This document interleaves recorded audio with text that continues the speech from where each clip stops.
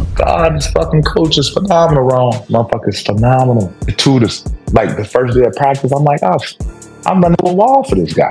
Absolute European legendary coach, which makes it even harder. As some of you know, Patrick Beverley has been playing in Israel this season, but some of you might have missed the news that he's been suspended by his own team. This happened after a public fallout with his coach Dimitris Itoudis, and a suspension evolved into him parting ways with the team. So, what happened? Let's unpack how Pat Bev is learning that Europe's not the NBA, and especially when it comes to coach's authority. After he first landed at Hapoel this season, most fans in Europe and Israel were excited. Beverley was known back in the NBA for being that scrappy perimeter defender who never backs down. Throwing in such a name and personality into a Eurocup team was definitely an exciting thought. Plus, Hapoel Tel Aviv was already trying to make waves by signing big names with EuroLeague and NBA experience. And so Pat Bev gave them instant credibility as well as extra intrigue about this team and how he'll perform in Europe. Beverley right away admitted that he enjoys the freedom and the trust from the team. He got to play plenty of minutes, run the offense, and do what he does best: hustle, harass opposing guards, and talk some trash. And for a bit, it was going just right. A 36-year-old veteran reviving his energy on a roster full of talent in a country that welcomed his passion. He even looked happy, averaging double figures in points, a handful of assists, and rebounds. It just seemed like they were the favorites to win the Eurocup and that Patrick Beverley is gonna be the main star in there. But in sports, and especially with characters like Beverley, these relationships can turn sour fast. Recently, Beverley started the game for Hapoel and played about 9 minutes. And then he just vanished from the rotation. After the game, reporters pressed coach Dimitris Itoudis on why Pat Bev never returned on the floor. The coach's response was as blunt as it gets: because I'm the coach. That's it. No detailed explanation, no sugarcoating. A one-liner that told everybody that Itoudis was calling the shots, and if he felt like benching Beverley, he just would.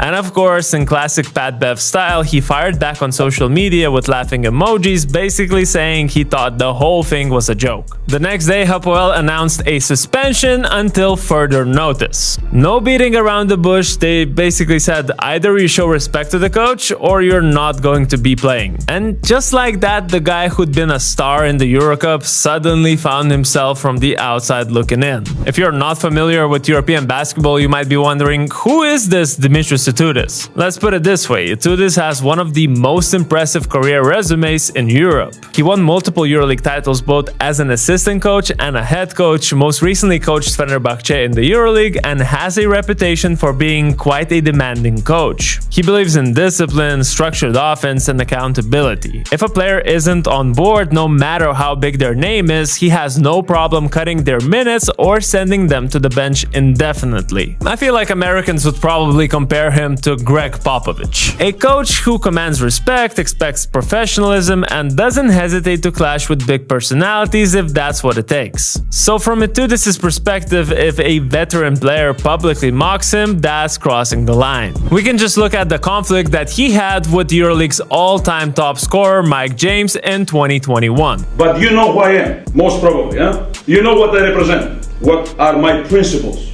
my ethics, my work attitude. They fell out over a situation where Mike James had a loss of a family member, but the coach expected him to play and also attend practices, so from there, drama ensued. My grandpa just died. I'm not trying to have a big conversation. I'm just like, all right, bet. He come in, say some kind of iffy stuff that I didn't really like, and I just exploded. I'm like, yeah. Walk out. And then at the end, I was like, and I'm not coming back to practice tomorrow either because my funeral is tomorrow and I'm gonna watch that shit online. And just walked out. Came in there, watched the funeral online, they suspend me. Yeah, these suspensions coming from a team that's coached by Itoudis is definitely not a first. And that's the big difference between coaches in the NBA and European leagues. Byron Scott, a former NBA coach, recently said, as a coach in the NBA now, you have no authority whatsoever. He was talking about how star players often dictate what happens in a franchise. Roster moves, coaching hires, you name it. There's a reason that the NBA is often called a players' league and that there's such nicknames as Le GM.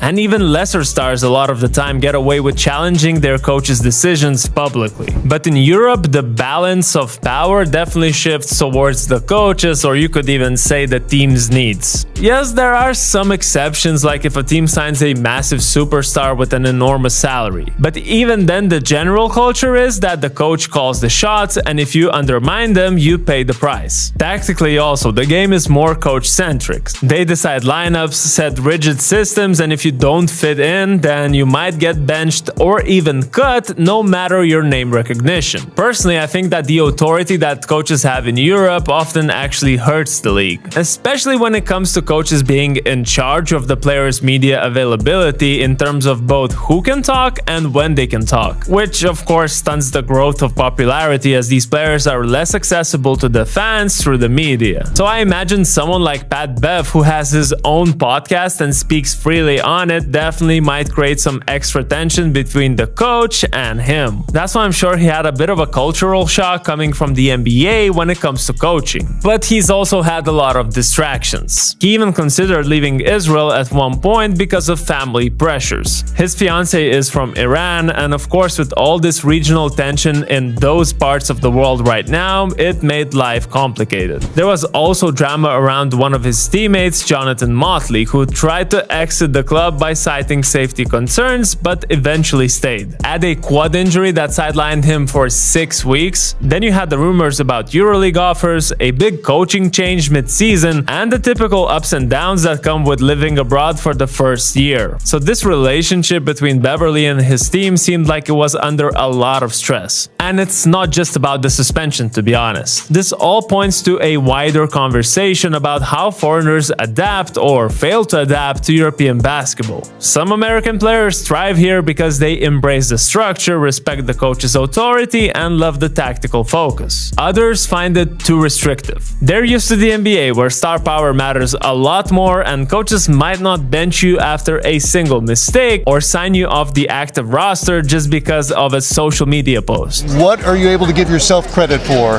in managing this season and this playoff run? Staying out of the way. For Pat Bev, who has a very strong character and is never shy about his opinions, it seems like a collision was bound to happen eventually. And when neither side was willing to back down, we got a situation where Hapoel said goodbye to one of their star players right before the EuroCup playoffs. But by far, the thing that backfired the most in this story was Beverley's statements on other players exiting Israel. He said it's effed up that players are using the war situation to leave after signing such contracts. And when Beverley was the one leaving, one of the players Pat referenced, Jordan Lloyd, tweeted this: "Bro had so much to say about me and mine though. This is why you don't speak on other people's situations." So what's next for Pat Bev now? Maybe he looks for a different team in Europe, or even returns stateside if there's an NBA team waiting. But let me know what you think about these differences in the NBA and the EuroLeague and Beverley's suspension. Which of the approaches do you prefer, and who should actually hold the power? Also, make sure to check out our second channel outside the NBA, where we discuss NBA topics. Subscribe to this channel, like this video, and I'll see you in the next one.